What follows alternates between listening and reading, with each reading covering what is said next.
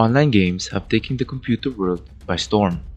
Gaming has always been, and remains, a prime driver of PC technology, with deep penetration into the consumer market. In the past 10 years, it has grown as quickly as the internet and can now be found in tens of millions of homes.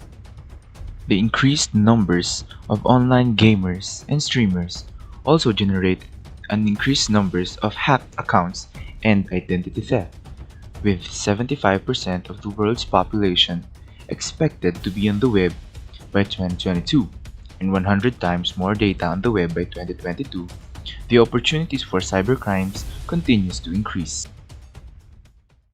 I would say yeah. There are a lot of I mean, there are risks that you take when you do anything online, even if it's just social media. And I don't think that online gaming is an exception to that.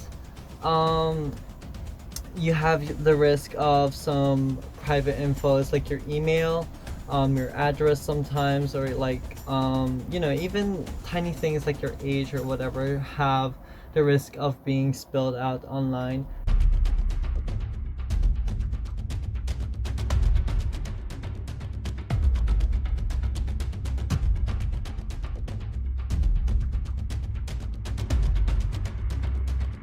Not only that, when online games do come out, they always, they of course have to go through certain tests. They have to go through some certain standards as well, in order to be able to, be publicly distributed.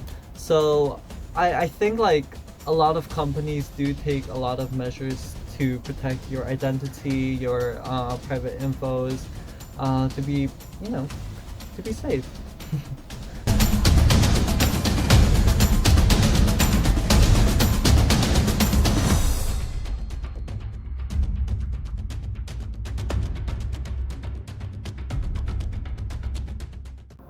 See, the thing about like online games or video games, you have a choice to do whatever you want. You can set your own nickname to whatever you want, not related to your name at all. You can change your age, you can change your gender.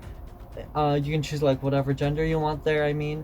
And it's just so free for you to use that. I think it boils down to our own choices and um what risks we are willing to take, or how what to what extent of information about ourselves we're willing to share.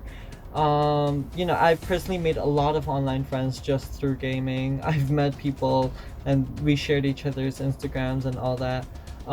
So I'd say it's quite all right, to an extent, of course. Yeah.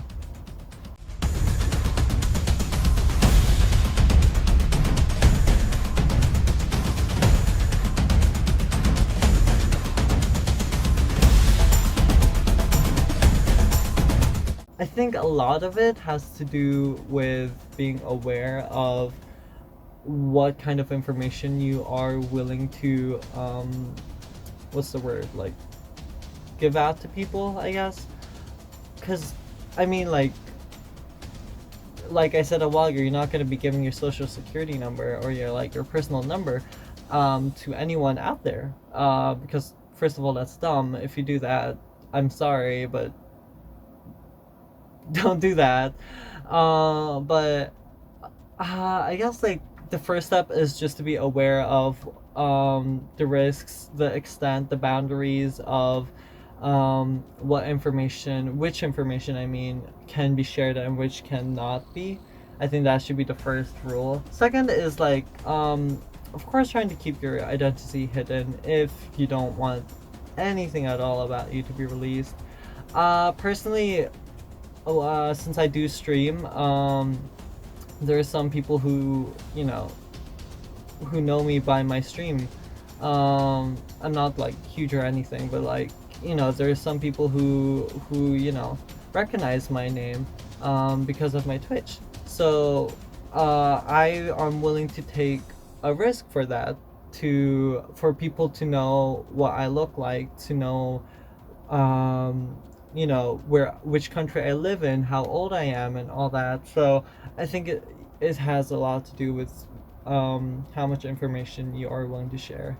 Yeah, I think that's the best way to basically prevent data breaches. Just try to be careful.